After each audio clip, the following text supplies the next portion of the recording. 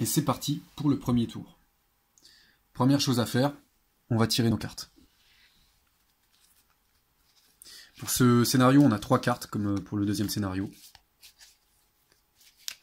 Donc pour la campagne, de ce que j'ai vu, on va avoir un maximum de 4 cartes par partie. Ce qui est pas mal, moi je trouve. Hein. Trop de cartes, ça risque d'être peut-être de rendre les tours un petit peu trop longs.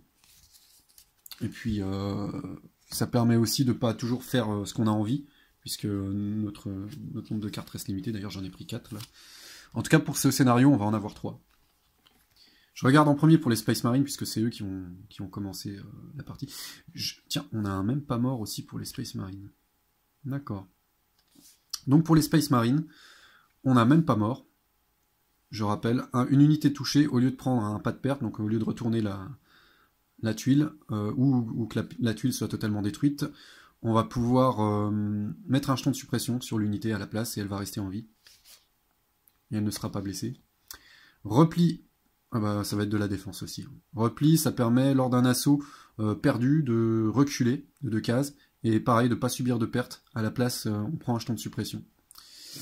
Et surprise, que j'ai déjà eu, donc qui permet de passer par un bâtiment, sans avoir de malus pour... par exemple, les bunkers, si on rentre dedans, eh ben, on va devoir s'arrêter. On va devoir arrêter notre mouvement. Ben, ce ne sera pas le cas là, avec surprise.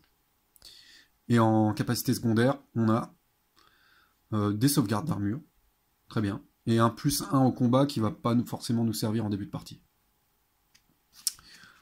Voilà, et pour les orques, on va quand même tirer les cartes des orques maintenant. On va avoir...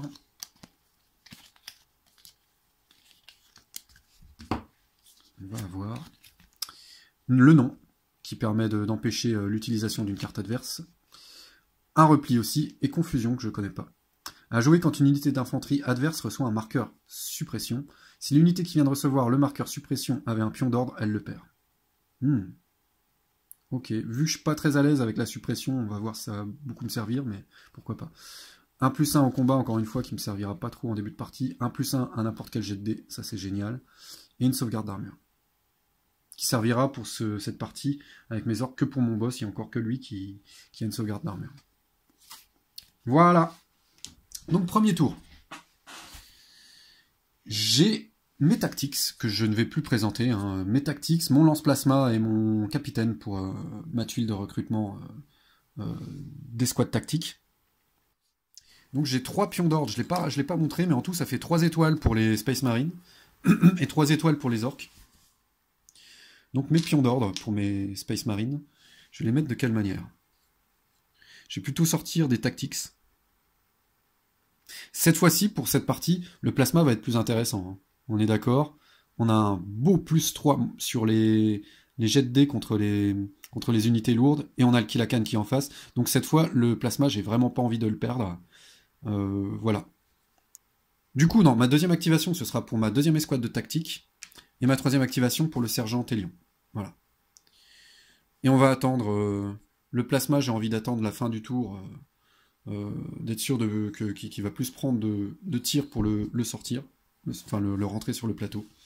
Pour mes orques, ça va pas être un tour formidable. Les shootas sont pas en place. Les sluggas vont prendre comme d'habitude leur temps avant de faire du dégât. Moi, ce que j'ai envie avant tout, c'est que mes sluggas soient bien placés. Soient placés de manière efficace pour ralentir les Space Marines.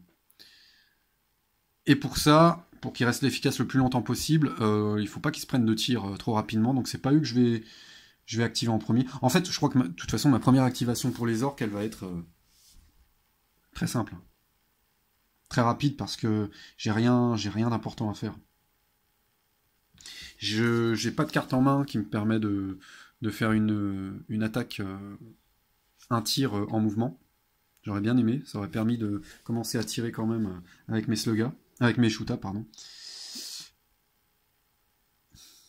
Donc la seule, je pense, chose importante à prendre en compte pour l'activation au premier tour, pour ce scénario, pour les orques, ça va être de voir comment les Space Marines commencent à entrer sur le plateau. Je vais quand même activer mes shootas en fin de tour. quand on aura bien vu comment se sont positionnés les Space Marines, moi je positionnerai en fonction mes Shuta. Donc c'est pas eux que je vais activer en début de partie. En début de tour. Donc ce sera probablement les Sluggas, mais ce qui m'embête avec les Sluggas, comme je l'ai dit, c'est que j'ai pas envie qu'ils se prennent trop de tirs non plus.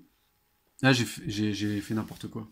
Non, alors on revoit le tour des Space Marines. J'ai un peu zappé que j'avais quand même un véhicule. Et ça serait quand même un petit peu idiot de vouloir présenter les véhicules sans les utiliser. Malgré la présence du Kilakan, j'ai envie de foncer avec mon Rhino, avec un maximum de monde à l'intérieur. Alors, je rappelle, 7 de capacité de transport, une unité unique compte pour 1. Alors, fais-moi la focale, s'il te plaît. Non, tu la feras pas. Ok, hop là, ça tombe. Voilà. Donc, une unité unique compte pour 1 dans le Rhino. Une escouade à son plein potentiel compte pour 2. Et si on a envie de mettre des unités plus lourdes, on peut pas. Il faut que la capacité ait des petites flèches rouges pour indiquer qu'on puisse mettre des unités lourdes dans le véhicule de transport. De toute façon, j'en ai pas pour cette partie, pour les Space Marines. Donc voilà, du coup, je vais pouvoir mettre par exemple 2 escouades tactiques, ou 3 escouades, la plasma, les 2 tactiques, et puis un personnage spécial. C'est fait exprès, hein. C'est pour qu'on puisse mettre tous les personnages de l'escouade. Alors par contre, on n'est pas obligé de mettre que dans le Rhino que des personnages de l'escouade tactique à laquelle elle est reliée. J'ai pas l'impression, j'ai pas vu ça en tout cas. J'espère que je fais pas de bêtises, parce que moi j'ai envie de mettre le chaplain Orad dedans, pour qu'il soit plus rapidement au contact des orques et qu'il commence à découper. Donc il y aura le sergent Orad à l'intérieur de mon Rhino. Est-ce que je mets le lance-plasma? Je ne pense pas. Pourquoi? Parce que si le Rhino explose à un moment, je ne l'ai pas expliqué, si le Rhino explose, c'est pas comme dans le vrai jeu Warhammer 40 000 où il va y avoir... où il y a un risque d'explosion en tout cas, et où les unités autour risquent de subir des dégâts. C'est comme ça que ça fonctionne dans le vrai Warhammer. Là, c'est pas le cas. Si mon Rhino devait être détruit, il n'y aura pas de dégâts pour les unités à l'intérieur ou autour. Par contre, les unités auront une suppression.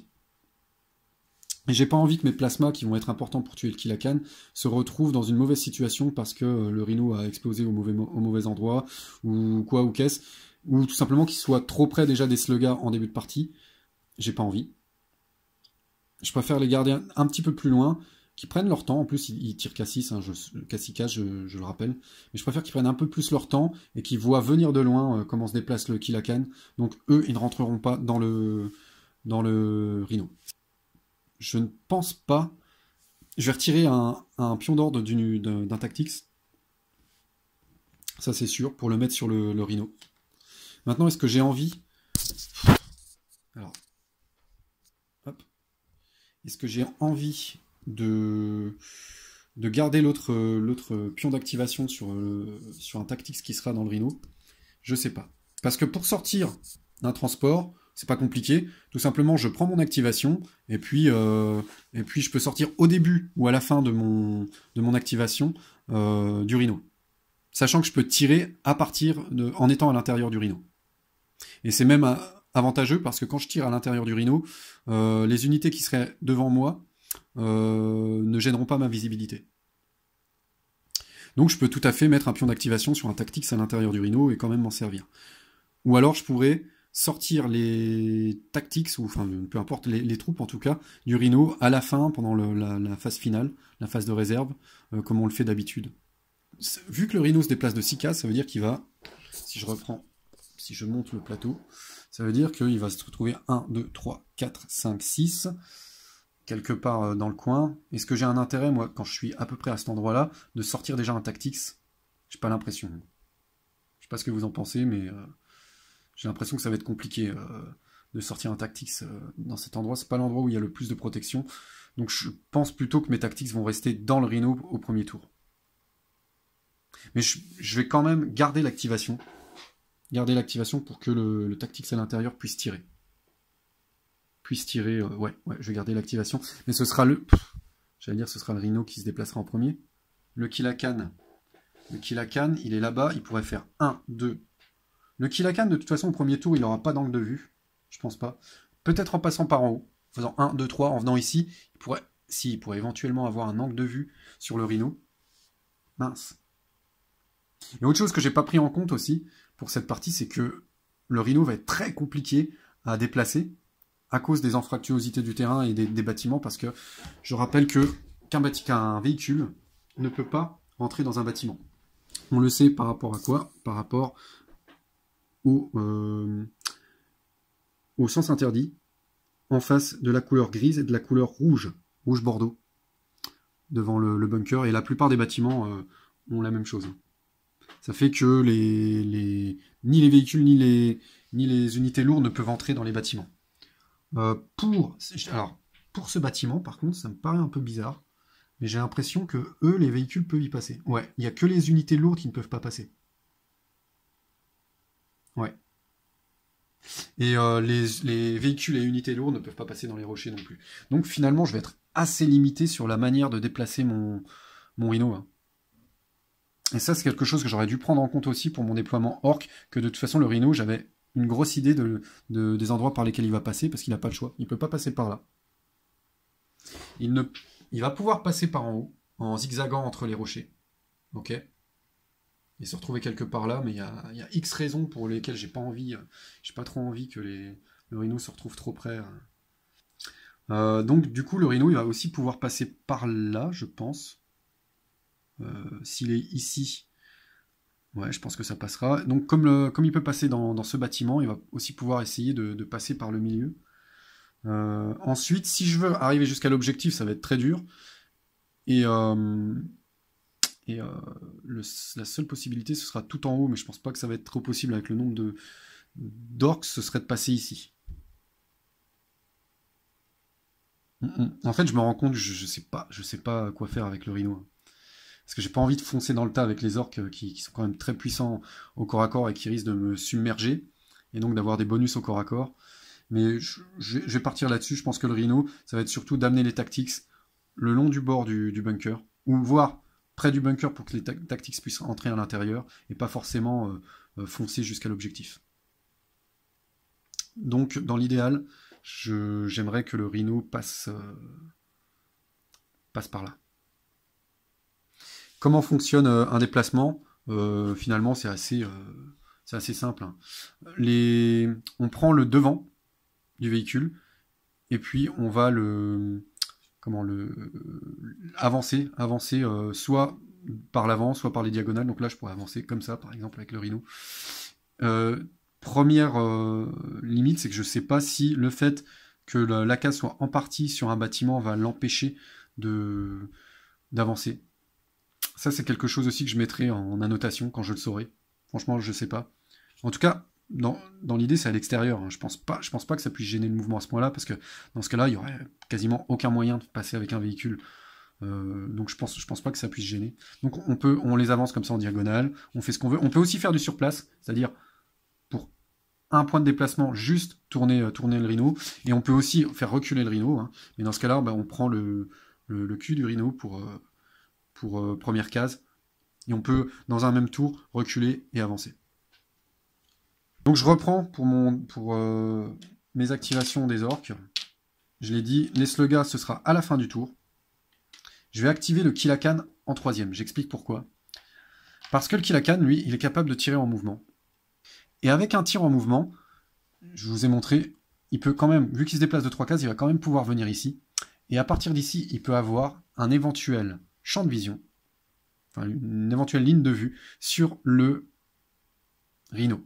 Et donc, c'est un ordre d'anticipation et comment dire. En fait, je ne suis pas sûr de trouver le terme, mais le but, ça va être que le Space Marine se rende compte que le Kilakan a un ordre, qu'il se rende compte que le Kilakan peut éventuellement déjà tirer sur le rhino, et ça va limiter les possibilités de mouvement du rhino pour le premier tour. Parce que bien sûr, le Space Marine n'a pas envie que son rhino se fasse exploser dès le premier tour. Si le Space Marine voyait que le Kilakan n'a aucun jeton, aucun bloc d'activation, il pourrait se dire, au moins pour le premier tour, je peux un peu déplacer mon rhino comme j'ai envie. Mais là, le fait de placer ce jeton dit clairement au Space Marine, tu n'iras pas où tu veux, parce que moi, je vais peut-être déjà pouvoir commencer à te shooter. Et les deux autres activations, ce sera sur les slugas. Non, il va y avoir une activation sur le boss. Toujours pareil, hein, parce que le boss, je vais lui faire quelque chose d'assez simple, où il ne sera pas en danger. Et que pour ce tour-ci, j'ai pas envie de mettre mes orques en danger, c'est le but. Lequel serait le moins exposé 1, 2, 3, je vais bouger lui, je pense, pour l'avancer jusque derrière le rocher. Voilà pour la phase d'ordre. Première activation, ce sera pour les Space Marines. J'ai décidé un peu bêtement de jouer le Rhino en premier. J'avais tellement envie de le jouer. Bon, bah c'est tout, on va le jouer. Donc je rappelle, on aura à l'intérieur, ils sont un tactique. Je vais les mettre de côté, je vais les mettre là-bas pour me souvenir que c'est eux qui sont à l'intérieur du Rhino.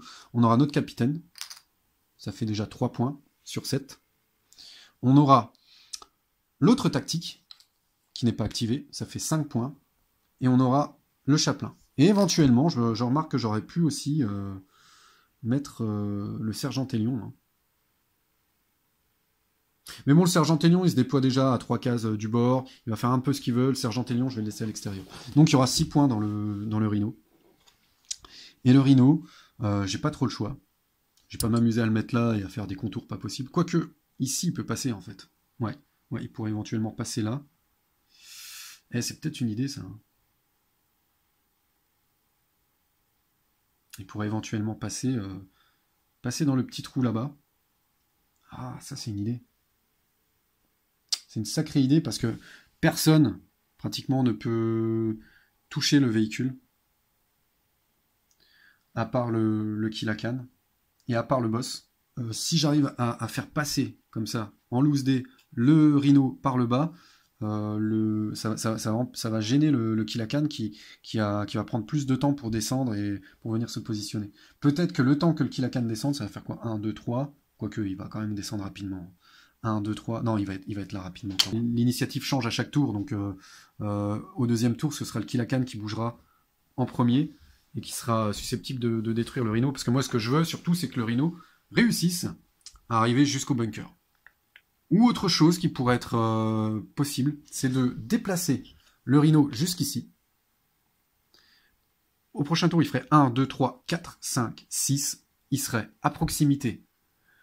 Et donc, en 2 tours, je serais arrivé au bunker avec mes tactics. Et je pourrais commencer à rentrer dans le bunker. Donc, je vais plutôt m'arrêter. Je vais jouer un petit peu plus safe, un petit peu plus la sécurité. Et je vais aller seulement jusqu'au bunker. Donc, oui, je peux y arriver en 2 tours, finalement.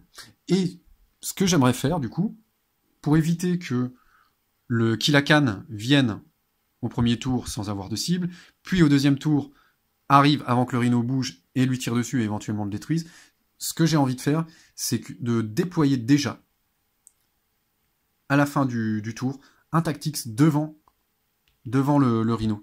Parce que je rappelle, on ne peut prendre... Ah, quoique, j'allais dire, on ne peut pas prendre pour cible une unité si une autre unité est devant, mais le Rhino est plus gros que de toute façon que l'unité qui va être devant. Je suis pas sûr que l'unité empêche le Kilakan de tirer sur le Rhino. J'ai l'impression que je vais encore prendre plus de temps dans cette partie que dans les autres, finalement. Et je vais essayer de trouver la section qui correspond aux lignes de vue. Voilà, c'est là. Donc on nous dit quoi? On nous dit, la focale va pas se faire malheureusement, on nous dit que un véhicule lourd, qu'un véhicule léger, pardon, peut tirer sur une infanterie, peut tirer sur une infanterie derrière, peut tirer sur une infanterie derrière, peut tirer sur un véhicule lourd derrière. Donc non, ça va pas gêner la ligne de vue. Absolument pas. Et en plus, si le Rhino se retrouve coincé ici, avec les chenilles détruites, ça va poser problème pour le déploiement des autres tactics, des autres Marines qui vont être un peu embêtés dans les bunkers, etc. Donc je suis pas sûr que ce soit une si bonne idée que ça. Ce Kilakan est déjà horrible. J'ai même pas réellement commencé la partie. Je me rends compte à quel point il peut être puissant et létal pour ma stratégie. C'est tout. Et ce que je vais faire plutôt, c'est commencer la partie ici. Et faire 1, 2, 3, 4. Comment je fais là? 5. 5, je bouge sur place. Et 6. Si je mets mon rhino ici, je pense qu'il va être protégé quand même par le bâtiment. Ou alors, non, je fais pas ça. Je fais plutôt, je commence comme ça. 1, 2, 3, 4, 5. Je déplace mon rhino comme ceci. Je pense qu'il sera plus protégé comme ça. Là, les angles de vue vont être compliqués pour le Kilakan. Vu qu'il peut absolument traverser ce bâtiment en ruine au prochain tour, il va pouvoir quand même venir en 6 cases ici et déposer les Marines. Donc on va rester là pour l'instant. Et il va rester là. Normalement, les rhinos peuvent tirer. Je ne l'ai pas montré. On a une capacité de tir qui se trouve... voilà, il peut tirer en mouvement. Beaucoup de véhicules ont plusieurs armes. Alors quand il s'agit de tirer avec un véhicule, on peut tirer avec toutes les armes, primaires et secondaires. Le Rhino, de toute façon, c'est plus un véhicule de transport, un véhicule léger, entre guillemets, et il a une seule arme. Pas ultra puissante, mais quand même, elle fait son effet. Et là, je vais pas m'en servir, parce que je vais pas pouvoir, quoi. Je pense pas. En étant ici, déjà, il y a le bâtiment devant qui va gêner ma ligne de tir, qui va me donner des malus. Ensuite, il y aura ces malus-ci, donc non. De toute façon, les orques sont trop bien protégés pour l'instant pour que je puisse tirer. Donc mon activation s'arrête ici. Et on va faire la première activation orque. Qui va être le boss. Le boss qui va simplement avancer dans le bunker.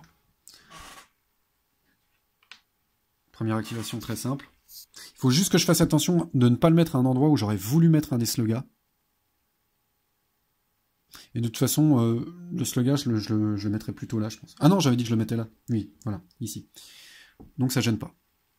Deuxième activation des Space Marines, ça va être le Tactics qui est à l'intérieur du Rhino. Et on va pas le sortir, comme je l'ai dit.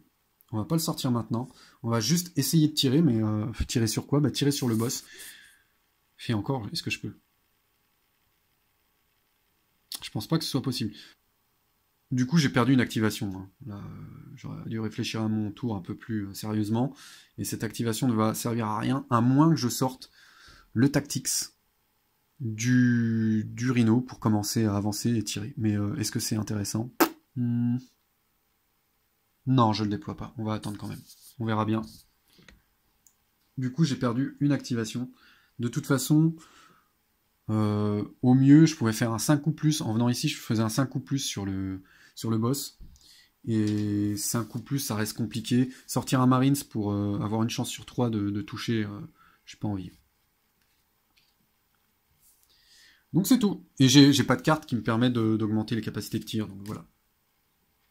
J'ai dépensé un ordre pour rien du tout. Deuxième activation des orques. On va activer ces slugas. On va essayer de pas trop les exposer. De toute façon, il y a déjà eu 2 activations chez les Space Marines. On va venir derrière, comme je l'ai dit. Il va pas beaucoup gêner les déplacements des Marines, si je le mets là, en même temps. Ouais, c'est vrai. Il faut savoir que les rhinos, enfin les véhicules, ne prennent pas en compte les zones de contrôle adverses pour avancer. Elles s'en fichent. De toute façon, on peut passer au travers de mon unité. Donc, ouais, j'ai pas beaucoup d'options pour embêter le rhino. Même si je me mets là, au final, je l'embête pas beaucoup, quoi. Là, je vais quand même me mettre derrière. On verra. Et troisième activation des Space Marines, ce sera le Sergent Hélion. Le Sergent Hélion, qui va... qu'est-ce qu'il va faire, le Sergent Hélion? Donc lui, c'est un sniper. Du coup, il faut que j'explique comment marche le snipe. Donc ça va marcher comme un tir habituel. Sauf que on va lancer un dé contre l'unité qu'on a ciblée.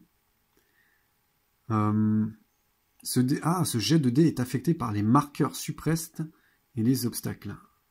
Ah, tiens, c'est nouveau ça. Parce que moi j'étais parti dans l'idée que lorsqu'on snipait, on ignorait les couverts. Eh ben, pas du tout. Ouais, bah on verra bien ce que ça donne. Du coup, voilà, je vous montre sur un 1, on n'a aucun effet.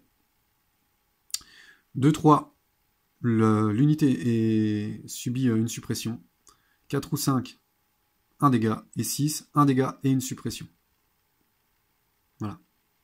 Donc ça va déjà pas être un résultat possible, par exemple, contre une unité qui est planquée, quoi. Donc on nous dit bien que lorsqu'on tire avec un sniper, on prend en compte les obstacles. Ok. Et ce qu'on nous dit aussi, c'est que lorsque je tire en tant que sniper, avec les capacités du sniper, parce que je pense que je peux tirer aussi, faire un tir normal hein, avec mon sergent Télion, si je décide de tirer en tant que sniper, je ne vais pas avoir à retourner mon pion si le sergent Télion est camouflé. Il va pouvoir rester en tant qu'embusqué, il va pouvoir rester embusqué s'il fait un tir de sniper embusqué. Ça, c'est très bien. Donc un peu plus limité que ce que je pensais quand même. Bien sûr, on va faire venir le sergent Télion déjà embusqué pour le premier tour. On a tout à fait le droit de faire ça. On peut déployer une unité qui est capable de s'embusquer, on peut la déployer embusquée. Camouflée, je veux dire, je préfère camoufler. On peut la déployer camouflée dès son déploiement. Donc c'est ce qu'on va faire. Et on va se déployer à 3 cases, je le rappelle, du plateau de jeu. Grâce à la capacité du sergent qu'on trouve ici. On trouve ici la capacité verte au-dessus de la sauvegarde d'armure. Du coup, le sergent Télion, il va venir dans un bâtiment déjà. Il va commencer la partie dans un bâtiment. Et à partir de là, je vais me déplacer. Ah, il n'a pas le tir en mouvement par contre. Ah, c'est dommage ça. C'est vrai que dans l'idéal, j'aurais bien aimé pouvoir trouver un angle de tir pour déjà faire un petit peu de dégâts. Il va peut-être essayer de se placer et essayer d'affaiblir les slugas qui vont prendre position petit à petit. Du coup, est-ce que j'ai un quelconque moyen de déjà tirer efficacement sur ces slugas? Non, je pense pas. Les slugas sont trop bien protégés derrière le rocher. Donc pour son premier tour, ce sera seulement un placement. Je trouve le plateau extrêmement compliqué par rapport aux deux premiers scénarios. Il y a tellement de couverts partout et de malus aux lignes de vue. Faut vraiment, vraiment bien réfléchir à ces placements. Ouais, bah, je vais pas trop me commit pour le premier tour. Hein. Je vais le mettre ici. Et on va juste s'avancer. Ça m'embête quand même de ne pas tirer au premier tour, mais tant pis. On va juste s'avancer jusqu'au bord du bâtiment. Et on va rester ici pour le premier tour. Autre chose aussi, lorsque c'est l'unité camouflée qui se déplace, à chaque case, on va vérifier si un ennemi nous voit. Si c'est le cas, on retourne la tuile et puis on peut continuer notre mouvement, mais toujours avec les déplacements du côté camouflé. Donc même si je dois retourner ma tuile parce que j'ai été vu, s'il y a une différence de déplacement, je garde toujours le déplacement que j'avais au départ quand j'étais camouflé. Et d'une. Donc à chaque case où je me déplace, je vérifie si quelqu'un me voit. Par contre, lorsque c'est un ennemi qui se déplace, c'est seulement à la fin de son mouvement qu'on va vérifier s'il voit une unité camouflée. Et je pense que c'est la fin du premier tour. Hein. Il nous reste le Kilakan à bouger. Le Kilakan qui va faire quoi? Finalement, ce positionnement est pas mal avec le Rhino, hein, parce qu'il est encore à peu près au milieu du plateau. Ça fait que le Kilakan ne peut pas savoir s'il va plutôt aller vers le bas ou aller vers le haut. Et ça, c'est très très bien, parce que vu qu'il a un déplacement assez limité, en tout cas, il a un déplacement de 3, mais qui est d'autant plus limité par la présence des bunkers, et lui, il ne peut pas entrer dans les bunkers, il va quand même faire un choix de passer ou par le haut ou par le bas. Et là, il ne sait pas encore par où va passer le Rhino. Donc là, je vais devoir faire un choix, mais il n'est pas si aisé ce choix. Et ben, je pense que je vais passer par le bas. J'explique pourquoi. En haut, j'ai mis des slugas qui peuvent éventuellement réceptionner les tactics qui vont se trouver autour du bunker. C'est des slugas groupés, donc ils risquent d'avoir les bonus de soutien au corps à corps. Alors qu'en bas, c'est plus disparate. Et ce serait plus facile pour le Rhino d'entrer vers le bas. Donc moi, je vais me déplacer vers le bas encore une fois, c'est une guerre psychologique. Hein. Le pion d'activation que j'ai mis sur le Kilakan, vous allez voir, il va tirer sur personne à ce tour-ci. C'était encore pour la guerre psychologique, hein, pour empêcher pour que le Rhino s'inquiète déjà des déplacements du Kilakan. Là, ça va être pareil. Je me déplace vers le bas, en espérant que ça va être utile, mais en tout cas, pas forcément dans l'idée que je vais me retrouver nez à nez avec le Rhino, parce qu'il pourrait encore passer vers le haut, mais pour faire peur au Rhino, pour faire peur aux Space Marines, qui se disent ah bah du coup je vais pas passer par le bas, je vais passer vers le haut, oui, mais vers le haut. Déjà mon gars, t'es un petit peu plus loin de l'objectif, et en plus il y a une paire de sluggas armés jusqu'aux dents qui t'attendent. Ou alors passe par le bas, mais moi j'ai une boîte de conserve armée jusqu'aux dents, elle aussi qui t'attend et pour te faire péter la tronche. Une chose que j'ai pas dit sur les véhicules, c'est que ils ont une défense. Donc là, c'est une défense de 7 pour le Rhino. Mais s'ils sont attaqués, si la ligne de vue de la troupe qui va les attaquer passe par la partie colorée, ici, à l'arrière du Rhino, il y aura moins 2 sur la défense du véhicule. Donc, des tirs qui arrivent par l'arrière vont toucher plus sûrement un véhicule, qui est moins protégé, moins blindé sur son arrière. C'est la fin du tour. Est-ce que j'ai bien fait de le mettre là? Il va y avoir les plasmas qui vont arriver à un moment. Oui, on verra. Je pense pas qu'il y ait trop de danger pour mon Kilakan ici. Je regarde de nouveau mes cartes parce que franchement, j'ai pas pensé à les regarder beaucoup, mais il me semble pas qu'il y avait quelque chose de très intéressant. Non. Donc, fin de tour. Donc, ceux qui sont dans le Rhino vont rester dans le Rhino pour l'instant. E4. Je peux faire rentrer du coup mon plasma. Je crois que c'est le seul à ne pas être rentré. 1, 2, 3, 4, 5. Oui. Oui, c'est le seul à ne pas être rentré. Donc je vais faire rentrer mon plasma, et c'est pareil, il va falloir faire les choses judicieusement. Judicieusement, si je veux qu'il soit efficace, et j'ai envie qu'il soit efficace à ce tour-ci, à cette partie, hein, parce que jusque-là, les plasmas, on n'a pas vu leur potentiel dans les 2 premiers scénarios. On a vu que le Kilakan avait plutôt tendance à descendre. Moi, là-bas, j'ai beaucoup d'endroits où me cacher. J'ai éventuellement le bâtiment, si je veux me déplacer un peu pour trouver des angles de vue. Donc je pense que je vais passer vers le haut. Et je vais faire 1, 2 et 3. Pour mon premier tour. Je vais commencer par les shootas. Par les mettre. Maintenant que je connais la position de chaque Space Marine, je sais. Mais alors, les positions ne sont pas très intéressantes. Hein, parce que lui, je ne le vois pas. Le Rhino, il va encore se déplacer. Lui est très loin. Ça me donne pas beaucoup d'informations finalement, mais on va quand même essayer de se positionner. Les shootas vont faire 1, 2, quoique 1, 2 et 3. Oui, on va venir se mettre là. On va déjà venir se mettre dans le bunker. Eux, je vais garder la même idée. Je vais les amener ici. 1, 2, 3. Voilà. Là, ils ont des bons angles de vue. C'est pas trop mal.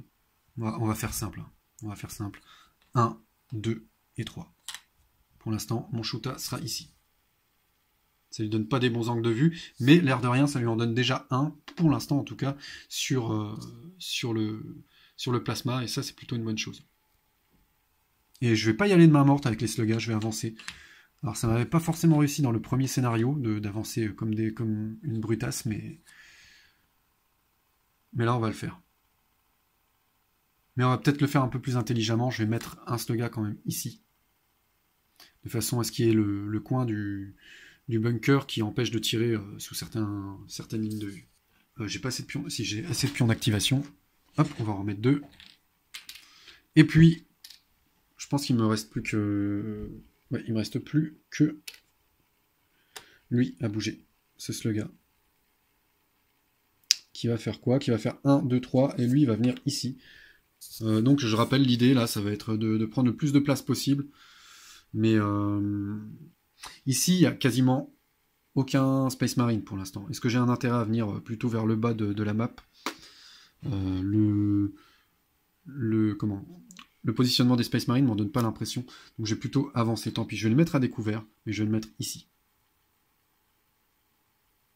Pour commencer à avoir une présence au milieu et empêcher un petit peu les Space Marines qui pourraient sortir des du rhino de venir se placer comme ils veulent autour de ce grand trou pour ensuite aller jusqu'à l'objectif. Voilà, c'est la fin de mes déplacements. On va regarder nos cartes. Avec les orques, j'ai envie de garder le nom. J'ai envie... Alors, est-ce que je garde la suppression? Sachant que les Shuta n'ont pas de suppression. Mes slugas en ont. Maintenant, il faudrait qu'ils tirent. Et en général, les slugas où on les déplace ou on attaque au corps à corps. Par contre, lui, je ne sais pas s'il a de la suppression, le Kilakan, ça m'étonnerait. Non, il n'en a pas. Ça laisse le repli. Le repli, je vais le garder. Je vais le garder parce que peut-être, je dis bien peut-être que les corps à corps commenceront à ce tour-ci. Ouais, eh ben, je vais garder deux cartes et confusion. On le jette. Ça ne me sera pas très utile dans cette situation et dans cette partie, je pense. Et on va retomber sur tir d'opportunité, ce qui est bien mieux. Je rappelle, hein, tir d'opportunité, ça permet de tirer pendant le mouvement d'un adversaire ou après qu'un adversaire nous ait tiré dessus, hop, on peut activer de manière supplémentaire une troupe qui n'a pas déjà été activée pour qu'elle riposte contre l'unité qui nous a tiré dessus. Et pour les Space Marines, on va choisir quoi? On va choisir... je crois que je vais garder tout. Ouais, je garde tout avec le Space Marine parce que c'est surtout de la protection. Surprise, je peux peut-être m'en passer. Ouais, allez, je vais me passer de surprise, je pense. Je vais peut-être le regretter, hein, parce que surprise, ça me permet quand même de rentrer dans les bâtiments beaucoup plus facilement. Je vais peut-être le regretter, mais j'ai envie d'avoir quelque chose qui me donne plutôt plus d'efficacité au combat. Ah ben voilà. Avec l'Empereur Protège, je pourrais jeter un dé supplémentaire pour une action. Ça me va parfaitement. Voilà. C'est une fin de tour. A tout de suite. Tour 2, c'est parti. C'est maintenant les orques qui ont l'initiative. Ce qui va tout changer par rapport à l'utilisation du Kilakan. Qui pourrait être éventuellement déjà létal contre le rhino. C'est pour ça que je l'ai bien laissé derrière le bâtiment. Et puisque le Kilakan a choisi de passer par en bas pour exercer une menace sur le rhino qui voudrait aussi passer par en bas pour déployer ses Space Marines vers l'endroit où c'est le plus simple de traverser le bunker. C'était peut-être une bêtise quand même de se séparer de la carte surprise qui me permettait d'avancer dans un bâtiment plus facilement pour les Space Marines. Je sais pas. Donc du coup, voilà. On va commencer à mettre les pions d'activation pour les orques. Les blocs d'activation. J'ai regardé les règles pour le corps à corps contre les véhicules. On peut tout à fait se battre au corps à corps contre des véhicules, mais par contre, on garde cette limitation sur les possibilités de corps à corps des capacités contre les types d'unités. Ça fait que comme il y a un X sur la plupart des orques, les orques ne pourront pas non plus se battre au corps à corps contre un véhicule. Ça me gêne un peu. On verra si un jour je refais des vidéos sur le jeu, et en tout cas moi je verrai de mon côté ce que ça va vouloir dire, parce que j'ai un peu peur du coup que le jeu devienne un petit peu trop un jeu pierre, ciseaux, papier, à partir du moment où les véhicules vont vraiment entrer dans l'équation. J'espère pas, parce que ça voudrait dire que par exemple sur notre composition d'armée, sans savoir ce que va prendre l'adversaire, on va être obligé de prendre un minimum de troupes anti-véhicules pour ne pas être embêté pendant la partie si un véhicule adverse est présent. Et de même, pendant une partie, si nos troupes anti-véhicules meurent, ça veut dire qu'on n'a plus de possibilité contre un véhicule. Ça me gêne un peu.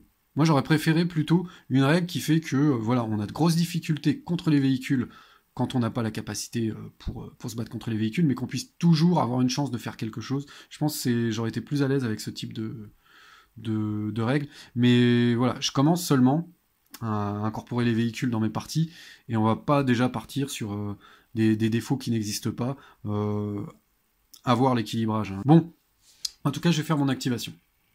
Et du coup, la seule troupe vraiment qui va pouvoir détruire le rhino, dans cette partie, c'est pas trop grave, parce qu'une fois que le rhino sera en place, une fois qu'il aura fait ce qu'il aura à faire, c'est-à-dire venir vers le bunker, il sera beaucoup moins important. Mais sur des parties où il va y avoir des tanks avec des gros dégâts, etc., j'aurais préféré quand même...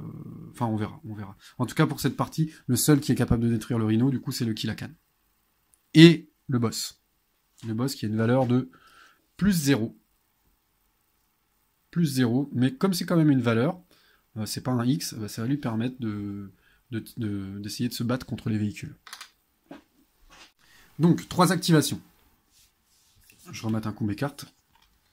Le nom, un repli et un tir d'opportunité. Le tir d'opportunité peut être important pour choisir sa tactique pour le tour qui vient. On a le sergent Télion qui est ici. Je sais que c'est le sergent puisqu'il y a une seule unité embusquée du côté des Space Marines pour cette partie. Le sniper est finalement plus limité que ce que je pensais parce qu'il va quand même subir les malus de ligne de vue. Mais il ne faut pas non plus le négliger. On a le Rhino, on va voir ce qu'il va faire. Pour l'instant, on ne sait pas. Ça fait qu'on peut être aussi bien attaqué par le haut que par le bas. On a le Plasma, qui lui se retrouve tout seul, et lui, j'ai bien envie de lui mettre la misère si c'est possible. Donc, comme c'est moi qui choisis en premier mes activations, je vais mettre une activation sur le Shuta, qui se trouve là-bas, et qui a une activation possible sur... quoique... Non, je dis n'importe quoi. Oui, non, c'est parce que je sais pas le Shuta. C'est pas le Shuta, donc voilà. J'allais dire non, il n'a pas de ligne de vue, mais voilà, le Shuta est là. Donc là, son tir va pouvoir passer comme ça. Et je peux aller tirer sur les plasmas dès ce tour-ci. Qui sont quand même dans un cratère, hein, donc ils auront quand même une défense de 6. Mais je rappelle que mes Shuta, je leur ai quand même mis, c'est pas pour rien, j'aurais quand même mis des munitions. De façon à ce que ils puissent en utiliser pour avoir un tir plus efficace. Pour avoir des plus 1 sur mes tirs. J'ai que 3 jetons de munitions par contre pour la partie. En deuxième activation, je pourrais aussi me dire, j'active le plus rapidement possible le Kilakan pour venir... Ouais, mais non, de toute façon, c'est pas la peine parce que pour l'instant, je vais avoir trop de malus à mes tirs là où se trouve le Rhino. Donc, tant que le Rhino n'a pas bougé, je ne pourrai pas, sérieusement, tirer avec mon Kilakan. Par contre, je pourrais dire, j'amène mon Kilakan quelque part ici, parce que les Rhinos peuvent pousser les unités d'infanterie en passant à travers eux, enfin en passant sur eux, mais par contre, ils ne peuvent pas ni pousser, du coup, ni passer sur une case où il y a une unité lourde ou un autre véhicule. Donc ça voudrait pouvoir dire, si je mets mon Kilakan quelque part dans le coin, que le Rhino pourrait être embêté dans ses déplacements. Je vais l'activer en 3e. Je vais quand même lui donner une activation, mais en 3e. Le plus létal dans le Rhino, pour mon Kilakan, ce serait lui. Parce qu'il a une attaque au corps à corps de 4, il a un beau plus 2 contre les unités lourdes, donc il va rester à plus 4, alors que les tactics, eux, ah bah si, ils sont à plus 2 aussi, tiens. Oui, non, ils sont à plus 2, justement, ils sont à plus 2, ils ont que plus 1 en... Oui, ils pourraient quand même tirer sur le Kilakan, quoi. Mais ils seraient un petit peu moins forts en combat, parce qu'ils ont que plus 1 en assaut. C'est bien possible que le Space Marine joue le Rhino en premier, en deuxième, il envoie une troupe, et que la troupe vienne détruire le Kilakan. Donc en deuxième, je pense que je vais prendre mon boss. Je vais jouer mon boss. De façon à venir le mettre quelque part là. Est-ce que je peux... Ah non, je peux pas. Parce que puisqu'il va sortir... Ah si, je peux venir ici. Ouais, je peux passer par en bas. Ouais, je vais jouer en deuxième activation mon boss pour qu'il vienne prendre la place quelque part ici. Et que de cette manière, on puisse empêcher par la zone de contrôle le déplacement d'une unité qui viendrait embêter mon Kilakan. Et mon Kilakan, il jouera en 3e. Voilà. Et j'aurai un tir d'opportunité que je pense utiliser sur les Shuta. On verra à quel moment. Du côté des Space Marines, 3 activations. On ne peut absolument pas prendre en cible des unités qui sont à l'intérieur du Rhino.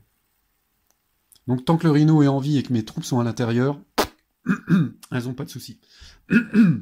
Par contre, comme je l'ai dit, si le Rhino se fait détruire, on met un jeton de suppression à toutes les unités qui étaient à l'intérieur pour ce tour-ci. Les Space Marines ont vu qu'il y avait une activation de shoot là-bas. Ils se doutent que ça va être pour tirer sur le lance-plasma. Il n'aura pas le temps de se mettre à couvert, à moins que l'activation ne soit pas la première. Mais je ne vais pas me commit là-dessus. Donc en première activation, ça pourrait être le sergent. Ce qui m'embête avec le sergent, c'est qu'il n'a pas de tir en mouvement. Et là, comment se sont positionnés les orques, il aura toujours pas d'angle de vue sur les sluggas en place. Ça, c'est ballot. Donc je pense que je vais quand même bouger en premier. Je dis pas que c'est bon. Hein. C'est vraiment...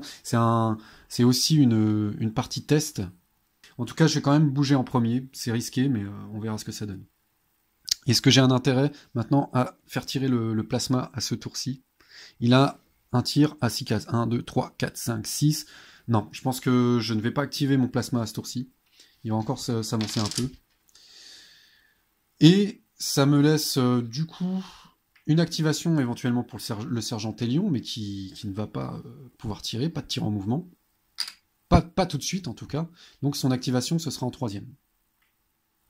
On va voir s'il y a des déplacements du côté des orques qui vont me permettre d'avoir un angle de tir. Il y aura une activation donc en 2e sur qui? Sur soit sur un Tactics, soit sur... Non, je vais mettre une activation sur mon fou furieux. J'ai nommé le bien nommé Chaplain Orada. Donc c'est lui qui va prendre une activation. La 2e. Du coup, je vais le mettre un petit peu en avant, qu'on le voit quand même. Voilà, l'activation sera ici. Et je suis même pas sûr d'utiliser mon sergent Télion en réalité à ce tour-ci. Du coup, non, mon autre activation ne sera pas sur le sergent Télion. Je vais avoir une activation. Je vais même pas avoir la 2e activation sur le Chaplain. Ce sera sa 3e activation plutôt. La 3e activation du Space Marine. Et on va mettre une activation sur un Tactics en 2e. Voilà. Comme ça, vu que c'est le premier qui va sortir, s'il y en a un qui se prend des dégâts, ce sera le Tactics et pas le Chaplain. Est-ce que j'ai des sauvegardes d'armure en main? J'en ai une, 2. Bon, les capacités aussi des cartes me tentent bien, hein, donc je suis pas sûr de m'en servir pour la sauvegarde d'armure. Sachant que j'ai même pas mort. Qui va empêcher une blessure. On va voir. J'aime bien mes cartes, hein, en tout cas pour ce tour-ci. Ça va me permettre de voir venir les dégâts et je vais me sentir bien avec ça.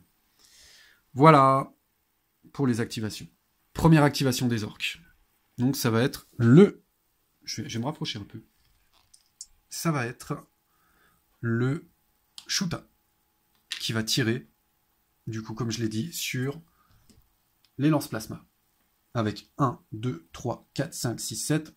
Pas de malus de moins 2. Je m'étais trompé sur mes autres parties. C'est pas moins 1 de malus quand on tire à plus de 7 cases. C'est bien moins 2 de malus. Là, ce sera un malus de moins 1. Enfin, de moins 2, du coup, mais il va pas l'avoir puisqu'on est à 7 cases au moins. Il est dans les cratères, donc il va quand même avoir une défense de 6. Et je vais tout de suite utiliser une munition. Une munition en espérant, du coup, toucher sur un 5 ou 6. Ou alors j'utilise 2 munitions.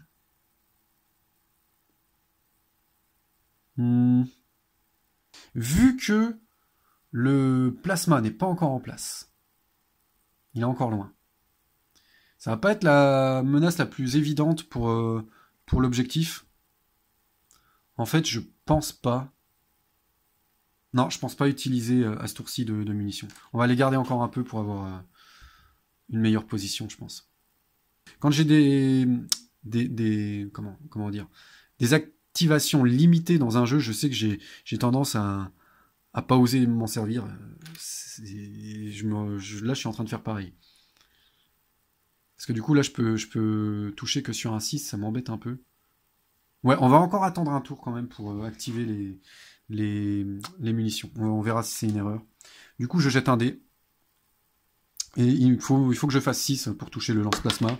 J'ai fait 5. Ah, quel dommage. J'aurais utilisé une munition. J'aurais déjà blessé le Space Marine. Les lance-plasma. À moins d'une sauvegarde d'armure. Oh. Ah, c'est dommage. C'est dommage. Tant pis. Encore une fois, j'apprends. Je saurai pour la prochaine fois. Peut-être être un petit peu plus couillu avec les munitions. Tant pis. Première activation des Space Marines, ça va être la grosse activation du Rhino, qui va pouvoir tirer en mouvement.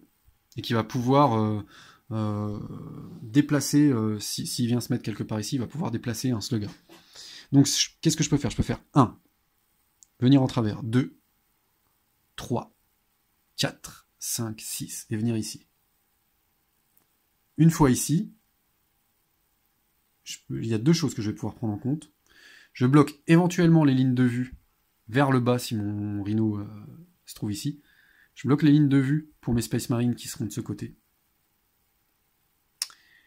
Et je bloque aussi les mouvements pour les ennemis qui voudraient venir par là. Bon, je pense pas qu'il y en aura beaucoup en réalité, hein, mais je vais quand même faire ça.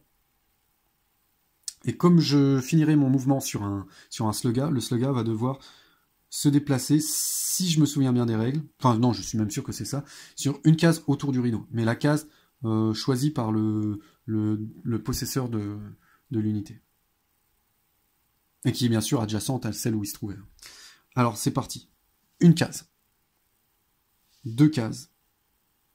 3 cases. 5. Qu'est-ce que j'ai foutu? 1, 2, 3, 4, 5. Bah oui, alors. Une case, 2 cases, 3 cases, 5. Ah oui, c'est parce que j'oublie le 4. D'accord, je passe de 3 à 5. 4 cases, 5 cases, 6 cases. Et je viens m'arrêter ici. Et du coup, le slugga commence par bouger. Il va se mettre ailleurs et il aura un jeton de suppression. Et je vais le bouger où? Ah bah tant qu'à faire. Hein. Et on va venir ici. C'est là où il sera le plus gênant pour les Space Marines.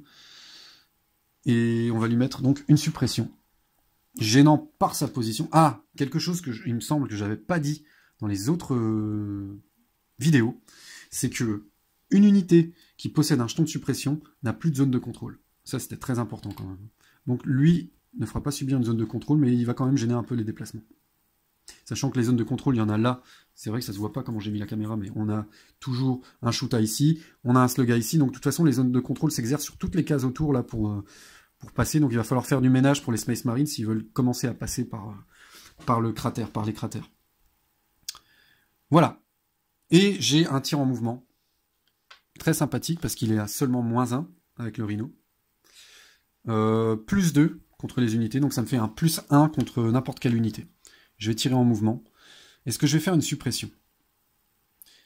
Je suis contre le mur, et j'ai rien vu dans les règles qui me dit que parce que je suis un véhicule, je ne vais pas perdre le malus en étant contre un mur.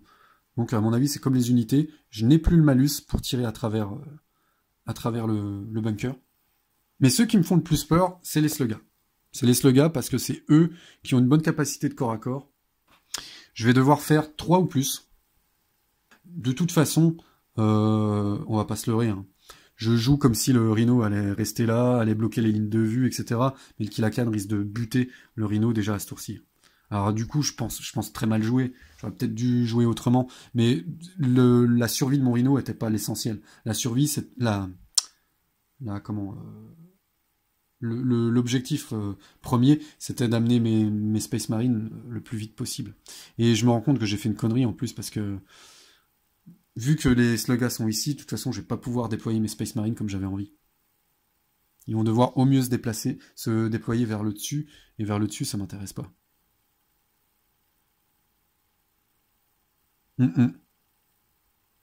Ouais. J'assume. Je vais pas recommencer le tour, mais je pense que c'était pas une bonne idée de venir mettre mon Rhino ici. Ou alors il aurait fallu que je le mette en travers. Ah ouais. Ah, ça, je vais peut-être le faire quand même. Je vais peut-être plutôt faire ça. Je vais peut-être revenir un tout petit peu sur mon tour en me disant je fais 1, 2, 3, 4, 5 et 6, je viens me mettre en travers. Ouais. On va faire ça. Parce qu'en me mettant comme ça, Du coup, j'empêche toujours ce slugga de rester en place.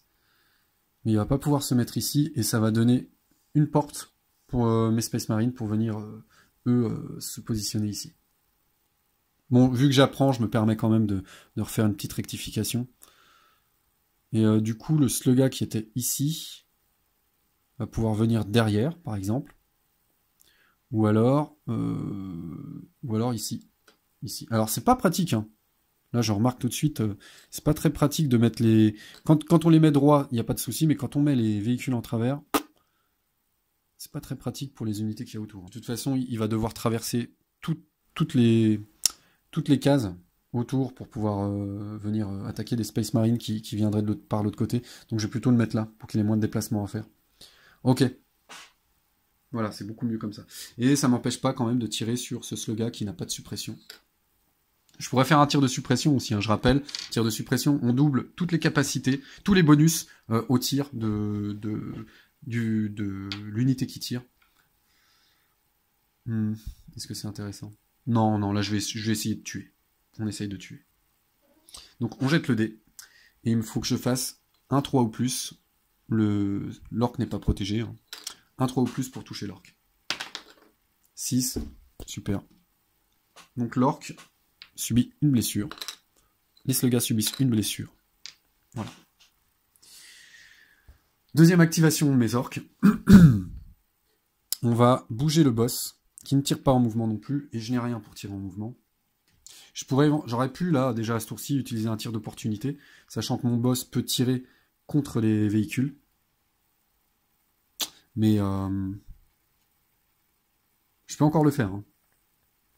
Le problème, c'est que si je fais ça, je pourrais pas activer mon boss pour faire autre chose. Et en plus, je pense que le Killakan va, quoi qu'il arrive, détruire le Rhino.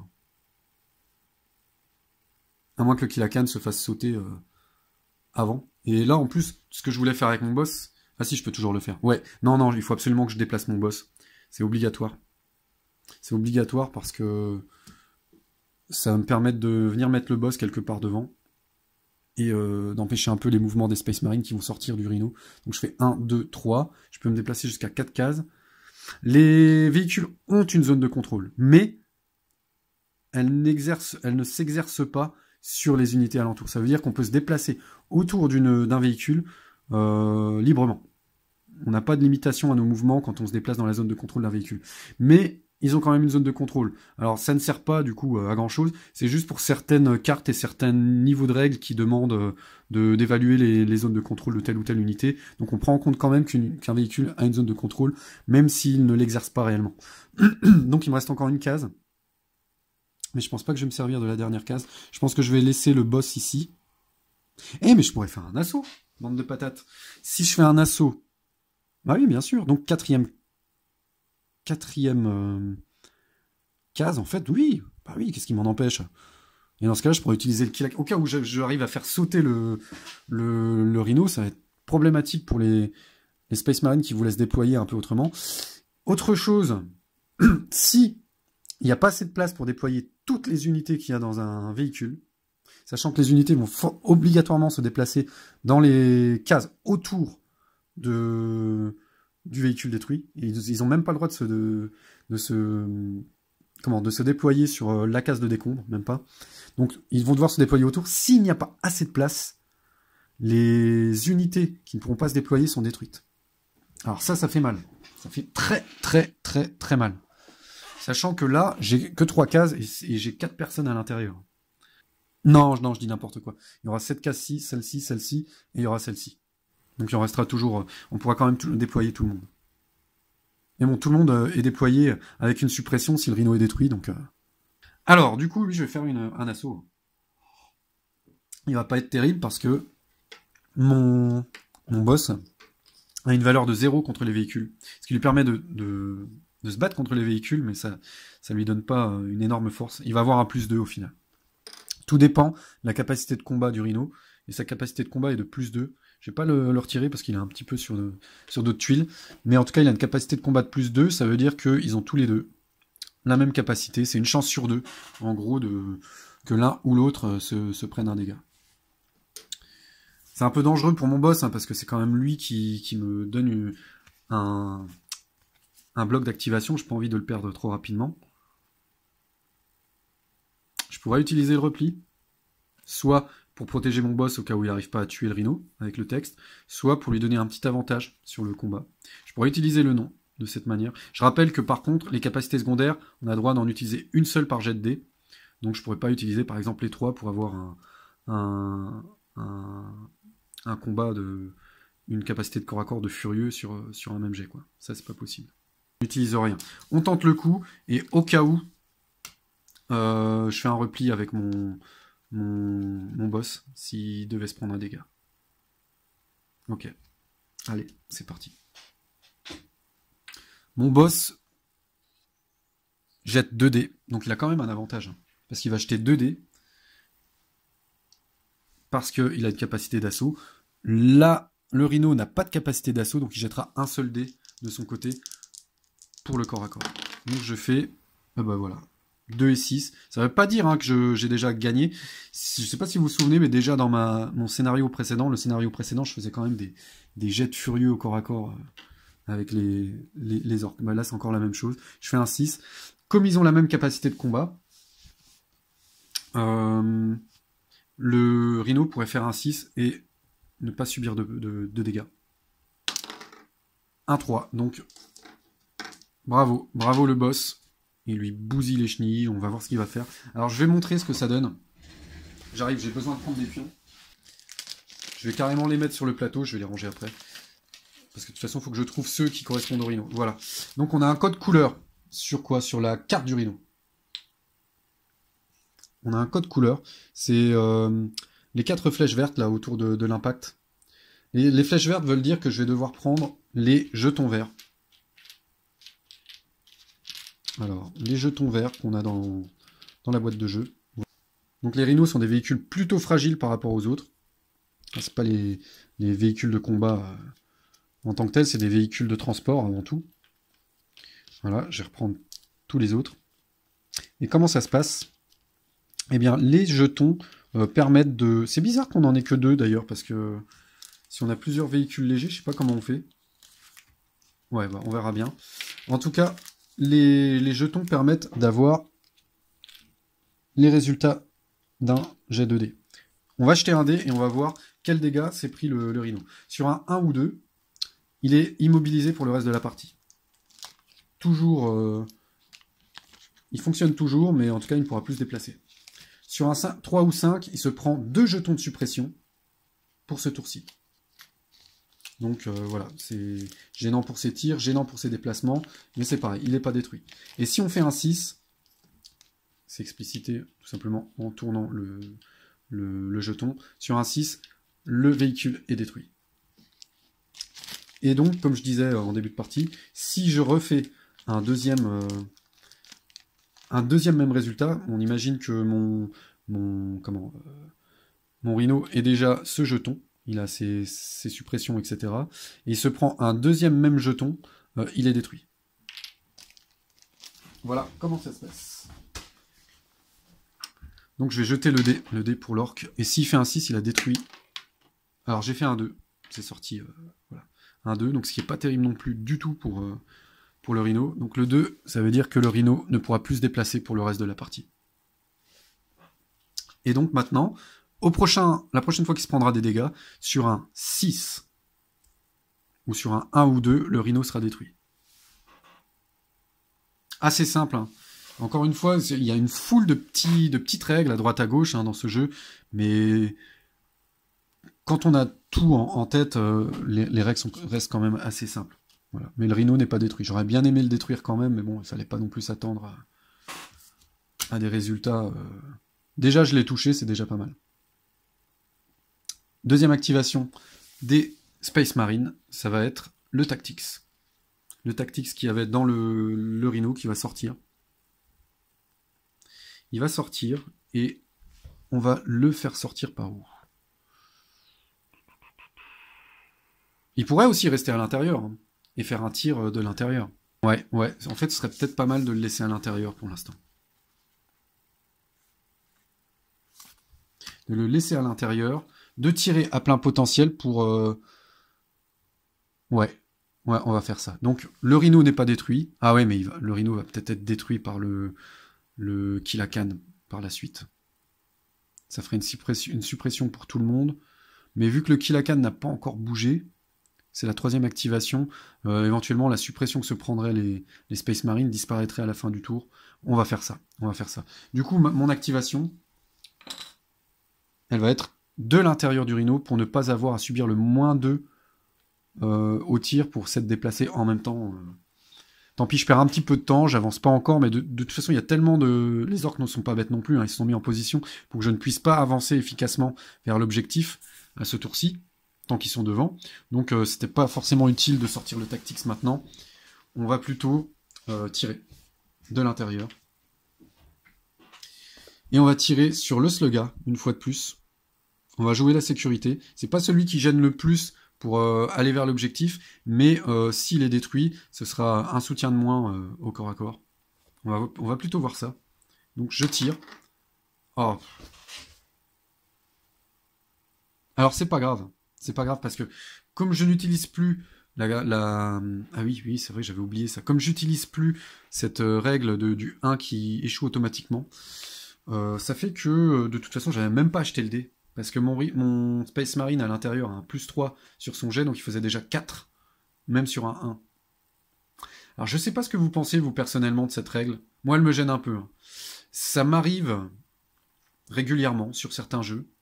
Je vous explique pourquoi. Ça m'arrive régulièrement de mettre des roulettes.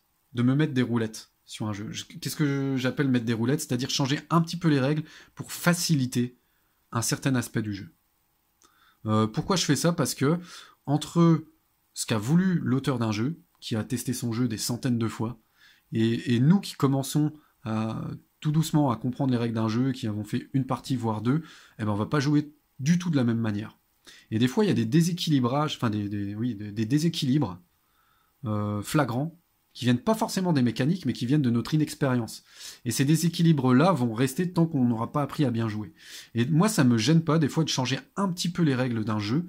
Et du coup, moi, ça me gêne pas de continuer à utiliser cette règle du 1 qui foire automatiquement et du 6 qui touche automatiquement, tant que je suis pas à l'aise dans mes positionnements de véhicules, tant que je suis pas à l'aise pour bien comprendre les tactiques de chaque faction, ça me gêne pas du tout. Et plus tard, de me séparer de cette règle que j'ai rajoutée, du coup, moi, personnellement, quand je comprendrai mieux la dynamique des orques, etc. Voilà, c'est quelque chose que je fais de plus en plus, je remarque. Mais là, c'est quand même une partie de présentation, donc je vais me passer de cette règle, qui ne faisait pas partie des règles, hein, comme je le rappelle, je ne l'ai pas retrouvé dans les règles, de toute façon. Donc, du coup, c'est un peu bizarre, mais c'est un succès automatique pour le Space Marine, puisqu'il n'y avait aucune défense particulière sur l'orque. Et du coup, l'orque est détruit. Je vais le mettre là-bas. Mais du coup, pour mes prochaines règles, pour mes prochaines parties personnelles, je pense que je remettrai cette règle du 1 qui foire automatiquement. Pas sûr que je remette le 6 qui touche automatiquement, mais le 1, je pense que je vais le remettre. Ça me plaisait bien, moi. Et je suis quelqu'un qui tripatouille beaucoup les jeux de société auxquels il joue. Il y en a qui, quand ils voient une voiture, ils ont absolument envie d'ouvrir le capot et voire de customiser leur voiture. Moi, je suis nul en bricolage. Par contre, quand je vois un jeu de société arriver, j'ai toujours envie de tripatouiller les règles. Voilà. Ok. Troisième activation des orques. Le Kilakan qui va venger les Slugga. Donc, il va faire un 1, 2. Et je pense qu'il va rester ici pour éviter de se prendre trop de tirs. Là, il sera encore dans le cratère, il y aura un +1 en défense. Et je sais pas si ça va m'empêcher... Non, je pense pas que ça va m'empêcher d'avoir un tir au prochain tour du lance-plasma. Hein. Je parle pas des tirs en mouvement, parce que là, avec un tir en mouvement, il va vraiment pouvoir se mettre où il veut. Mais 1, 2... S'il se mêle là et que moi je suis là-bas, il y a quand même ce Slugga qui risque de gêner. Ouais, je vais rester là de toute façon. Je fais 1, 2. Et j'active mon Kilakan qui va s'empresser de finir le rhino. J'espère. Après, je pourrais quand même tirer sur quelqu'un d'autre, hein, mais ce quelqu'un d'autre, ce serait qu'il lui il est invisible. Et lui là-bas, il est trop loin. Ce qui m'arrange pas forcément, hein, mais je rappelle qu'avec le Kill la Canne, on va rajouter 1 sur le jet de dégâts du Rhino. Ça m'arrange pas, pourquoi? Parce que vu que j'avais fait un résultat bas la première fois, je préférais faire encore un ou deux pour faire sauter le Rhino. Mais ça me donne plus de chance aussi de faire un 6 de toute façon. Donc voilà. Je rappelle, il a une défense de 7. Moi, j'ai un plus 4 sur mon tir. Donc il faut que je fasse 3 ou plus pour toucher le Rhino. C'est vrai que c'est pas tant que ça en fait. 4, 5, 6, 7. Ouais, ça laisse une belle défense quand même. Hein.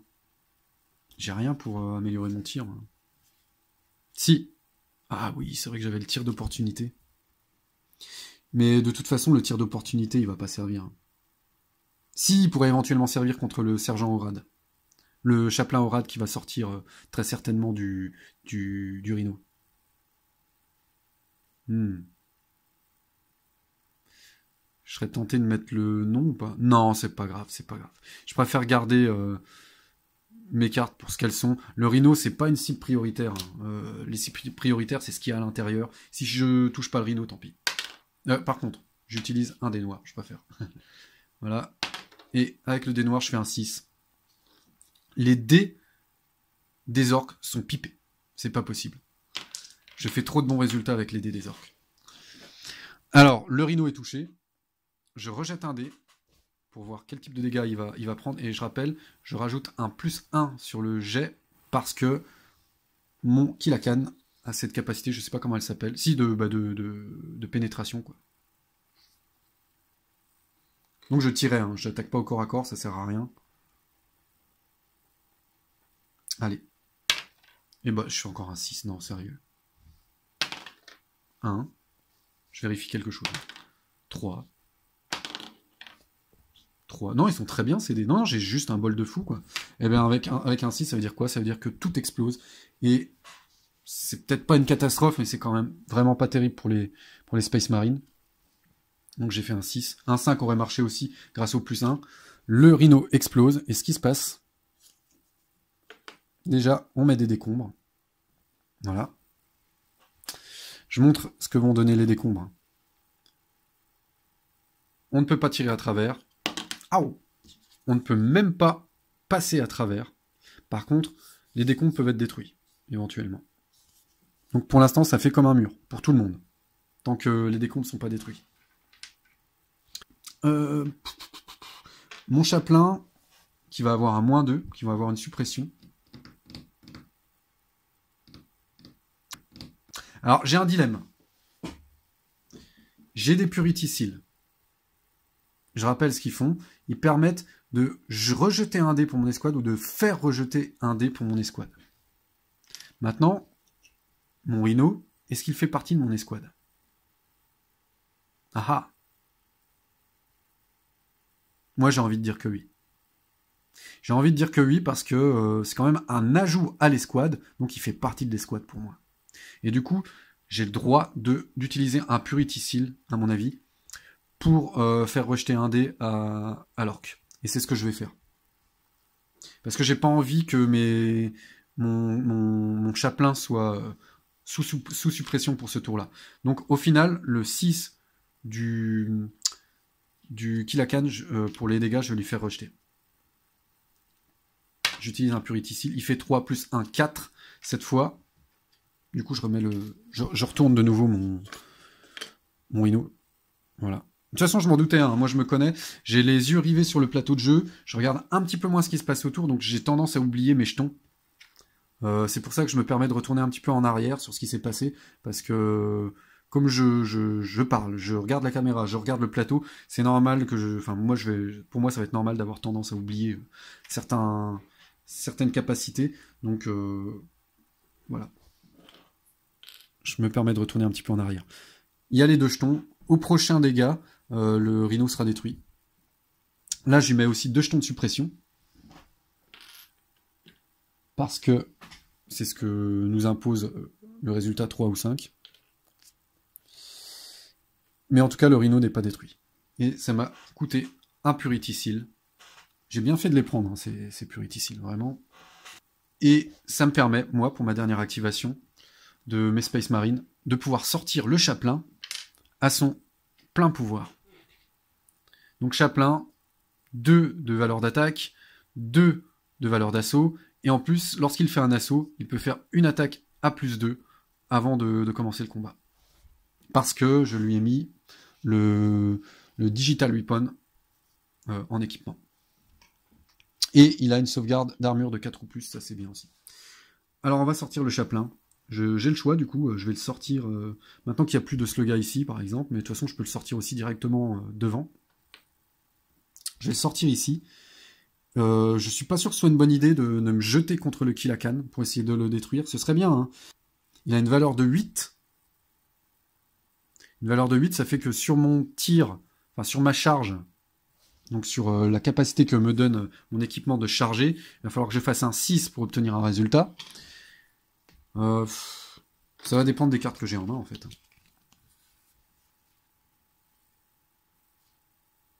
Si j'arrive à détruire le Kilakan maintenant, je suis le roi du pétrole. On est d'accord. Ouais. Ouais, bah du coup, si je vais attaquer le Kilakan, je lui saute dessus avec mon sergent au rad. Donc finalement, ce qui aura... Si ce combat qui va se passer maintenant est déterminant pour la suite de la partie, ce qui aura sauvé ma partie avec mes SM, c'est le Purity Seal. Voilà. C'est ce petit équipement que j'ai mis sur mon escouade. Sinon, le chaplain aurait eu une suppression et il n'aurait jamais pu se jeter contre le Kilakan. Alors, ce qui va se passer, c'est que, déjà, je vais faire une attaque due à ma charge qui va marcher sur un 6. Je n'utilise aucune carte pour m'aider. Celle-ci, de toute façon, ne m'aurait pas aidé. Celle-ci, même pas mort. J'ai pas envie de l'utiliser parce qu'elle est très intéressante pour son texte, mais je pense que je vais quand même mettre le +1 en combat. Et je vais même utiliser l'empereur pour jeter 3 dés au lieu de 2 pour mon attaque de corps à corps. Si j'arrive à me séparer du Kilakan, c'est quand même le plus gros dégueu, enfin le plus gros salaud des orques quoi, qui va sortir du jeu, et ça j'ai envie. J'ai l'impression d'oublier un petit détail. Je suis à peu près sûr d'oublier un petit détail. Alors je sais plus lequel. Non mais c'est tout. On va faire notre attaque. Si. Haha. Ce que j'allais oublier, c'est que les orques peuvent aussi faire un tir d'opportunité sur le sergent. Alors comment ça se passe? Il y a un mouvement pour sortir du véhicule. C'est à ce moment-là que je vais tirer avec mes shootas, qui tirent en travers. Je me sépare de la carte. Je vais voir si j'ai quelque chose pour augmenter la valeur des dés. Ouais. Maintenant, ce qui m'embête un... Si, j'allais dire ce qui m'embête un peu, c'est que je suis pas censé savoir ce que va faire le chaplain en sortant, mais si, parce qu'on est obligé, dans ce jeu, de déclarer nos assauts avant de commencer le mouvement. De toute façon, le joueur orc aurait su que le chaplain comptait se jeter sur le Kilakan. Et se jeter sur une bête pareille, ça veut sûrement dire que le Space Marine a des cartes intéressantes. Donc j'ai envie de garder mon nom. Le repli qui sert normalement à protéger une unité d'infanterie, je vais m'en servir. J'ai pas le droit de m'en servir avec une unité lourde, donc on s'en fout du texte. Je vais juste m'en servir pour avoir un +1 à mon jet de dés avec le Kilakan. Et de son côté, comme je l'ai dit, le chaplain va utiliser le +1 du même pas mort. C'est dangereux, hein, on a envie de garder nos Space Marines en vie à tout prix, donc utiliser le même pas mort pour ça, c'est dangereux, mais l'opportunité est trop belle. Donc je vais avoir aussi un +1 sur mon jet de tir. Sur mon jet de combat au corps à corps, je veux dire. Quand plusieurs personnes utilisent des cartes, plusieurs joueurs, pardon, on commence toujours, c'est toujours le joueur qui a l'initiative qui commence à montrer ses cartes. Donc normalement, ça aurait été l'orc qui montrait ses cartes en premier. Donc il aurait montré son +1 au corps à corps. Voilà. Donc le chaplain utilise aussi un +1 et il utilise 3D. Ça veut dire que j'ai pas l'avantage quoi. j'ai pas l'avantage au niveau des résultats de dés. Et moi, j'utilise 2 cartes pour essayer de le tuer. Hein. Ça me coûte très cher. Mais j'ai trop envie de tuer son Kilakan, donc je vais le faire quand même. Donc voilà. Je vais jeter 3 dés. Alors, on n'a que 2 dés. Hein. J'en rejetterai un, tant pis. Je vais jeter 3 dés avec le chaplain. Je vais déjà jeter un dé pour sa capacité de charge, qui va pas forcément servir au mieux contre le Kilakan qui a une énorme défense, mais sur un 6, je le touche. Non, bon, ce sera un 4, tant pis. Et donc là, on va faire les jets pour le corps à corps normal. Oh là là. J'ai fait un 1 et un 3. Bon, je vais rejeter un dé du coup. Grâce, je le rappelle, hein, à l'Empereur Protège qui permet de jeter un dé supplémentaire. Et je fais un 2. Merde! Pardon. 3, c'est tout ce que j'ai réussi à faire sur 3D. Le Kilakan va jeter 2 dés. Et comme à l'habitude des orques, il va nous faire un beau 6, j'imagine. Il fait... Bah voilà. What else? Donc, ça, c'est très compliqué pour les Space Marines. Hein. Ça veut dire que là, on a toujours une ligne d'orques. J'avais pas vu que c'était assez flou, je suis désolé. On a toujours une ligne d'orques devant l'objectif. On a le rhino qui va bientôt sauter. Le chaplain, qui est quand même mon spécialiste du corps à corps, qui s'est cassé les dents sur la défense orque. Et les autres, les Shuta, etc., qui sont toujours dans les bunkers. Au secours. Au secours. Du coup, mon chaplain est blessé. Et comme j'ai utilisé même pas mort pour le plus 1 en combat, et ben, je l'ai même plus pour protéger mon chaplain, quoi. Alors, j'ai un repli, par contre, et je pense que je vais m'en servir. Hein. Le repli... Alors, soit je recule de 2 cases avec mon chaplain, et je subis seulement une suppression, pas de blessure, soit j'utilise le repli pour avoir un jet de sauvegarde qui a 4 ou plus avec le chaplain, il a une très bonne sauvegarde d'armure, mais par contre, si je la loupe, bah... voilà quoi. Non, je vais reculer. Tant pis, on va perdre un petit peu de temps sur notre avancée, mais je vais reculer, et j'utilise le repli pour éviter de se prendre des dégâts. Alors, je vais reculer de 2 cases par rapport à l'unité que j'essayais d'attaquer. Donc, chaque fois, c'est une case là, une ici, je viens de mettre dans les rochers. Et puis je mets un jeton de suppression, donc, sur mon chaplain. Ok. Tant pis. Tant pis. C'était la dernière activation du tour. Je suis désolé, mais les tours durent super longtemps. Je pensais vraiment faire des vidéos un petit peu plus rapides sur cette partie. C'est pas le cas. Hein. Donc, dernière activation. Enfin, dernière phase, je veux dire. La phase où on va bouger nos orques et nos Space Marines. Le repli a été utilisé, je le jette. Je commence par... je commence par quoi? Les Shuta, est-ce qu'ils ont un intérêt à bouger? Là, il n'y a personne. De ce côté-là, il n'y a personne. Donc, je pense que je peux mettre mon Shuta ici, sans qu'il soit trop gêné par les rochers. Si, il y a quand même lui. Mais, ouais, il y a quand même lui. Mais c'est pas grave, je vais le mettre ici. Je vais le baisser d'une case. En le laissant dans le bunker. Ensuite, je vais bouger... Hop, je l'active. Je vais bouger... Non, lui, je le bouge pas. Ah si, bah si, parce que du coup, il y a le rhino qui l'empêche de bien voir. Donc on va le remonter un peu. On va venir ici. Ouais, je suis pas sûr. Je suis pas sûr de mon coup avec ce Shuta, tant pis. Voilà. Je l'ai mis ici. Peut-être que ça aurait été plus intéressant de le sortir. Du coup, tant pis, on s'en serait pas servi comme un Shuta, mais juste pour les soutiens. Essayer de commencer à faire le tour. Ouais, non, c'est ce que je vais faire. Allez hop, j'ai envie. Je vais plutôt sortir le Shuta. Donc il ne va rien faire, hein, on est d'accord. Il ne peut que sortir d'une case du bunker, après son mouvement s'arrête. Par contre, pour les prochains tours, l'idée ce serait peut-être de commencer à lui faire le tour du rhino pour servir de soutien pendant les corps à corps. Les éventuels corps à corps. En haut, j'ai mes 2 slugas.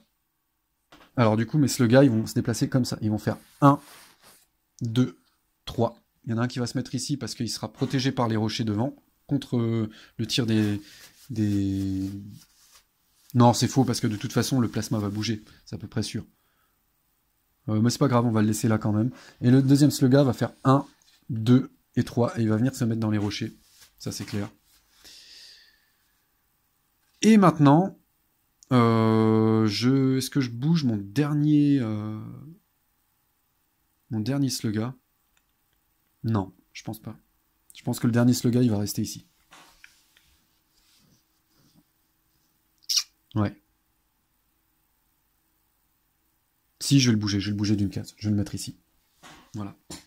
Bon, j'ai pas mis les activations à tout le monde, mais bon, on a compris. Hein. Tous les orques ont bougé, de toute façon. Pour les... Non, d'ailleurs, lui, je suis pas sûr qu'il ait bougé. Non, il a pas bougé, lui. Lui, il a pas bougé. Il a une suppression, mais ça l'empêche pas de bouger d'une case. Il est dans la zone de contrôle, maintenant, du sergent, du capitaine. Ah non, qui a une suppression aussi, donc il a pas de zone de contrôle. Ça va me permettre déjà de bouger d'une case comme ça. Alors, il se rapproche de lui, hein, mais tant pis.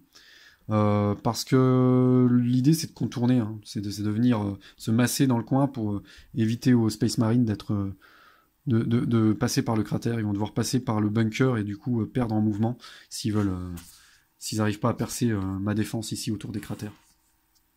Donc voilà, je le déplace déjà d'une case. Maintenant pour les Space Marines, à peu près tout le monde a bougé. Hein. J'ai le droit de sortir les SM qui n'ont pas encore été activés du Rhino, et c'est ce que je vais faire. Pas le SM tactique qui avait l'activation et qui a tiré dans le Rhino, bien entendu. Donc ça laisse qui? Ça laisse mon capitaine qui va pouvoir sortir. Et qui Ah ben j'ai une autre escouade tactique, voilà. Donc il y en a un qui va sortir par là.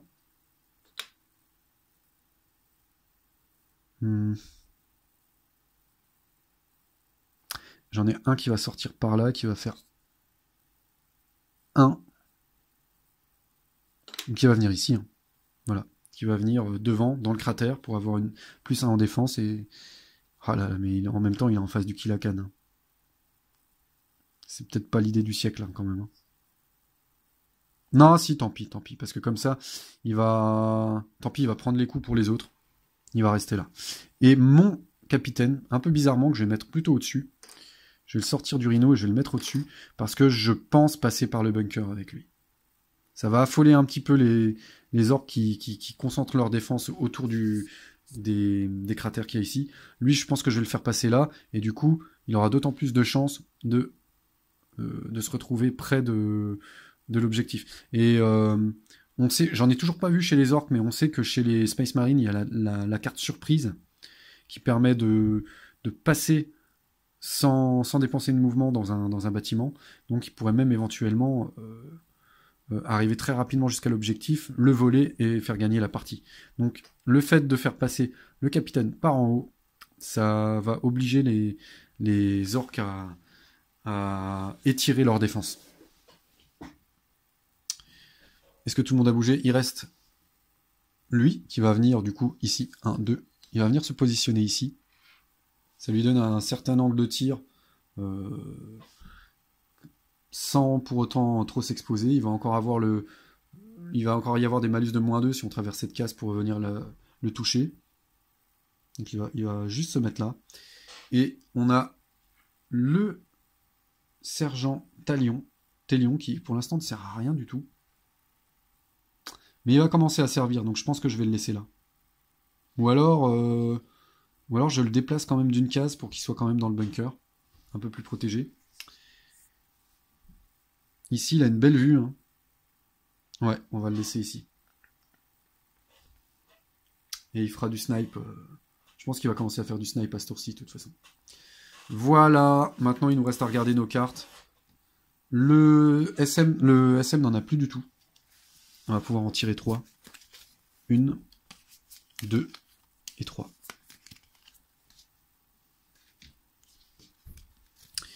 On a de nouveau un repli, ça c'est très très bien, parce qu'il va y avoir beaucoup de corps à corps, je pense encore. Le tarot de l'empereur a joué Je fais la focale. À jouer pendant la phase de réserve. Choisissez une carte action dans votre défausse et remettez-la dans votre main. Waouh. Très très bon ça. J'ai déjà regardé ma défausse. Elle n'est pas énorme bien sûr, mais qu'est-ce qu'on a? On pourrait avoir l'empereur protège, même pas mort. Bon, ça se joue pendant la phase de réserve par contre. Et pour jouer une carte, c'est au début de la carte, au début de la phase de réserve. Normalement, je peux pas utiliser cette carte à ce tour-ci. Je pourrais l'utiliser que pendant la phase de réserve du prochain tour. Donc ce sera pas pour ce tour-ci. Et non, bah non, on le connaît déjà, hein, donc ça peut être très utile. Et il y a des sauvegardes d'armure, et voilà. Et pour l'orc, toujours prêt. Vous pouvez déplacer un pion horde, oui d'accord, c'est quand une troupe est éliminée, si elle avait un pion d'ordre sur elle, je peux reporter mon pion d'ordre sur une troupe qui est encore vivante. C'est très situationnel, hein. On verra bien. En plus, il y a un joli plus 1 au tir. Les orques n'ont pas beaucoup de plus 1 sur les tirs. Ça peut être intéressant. Voilà, début du tour 3. À tout de suite.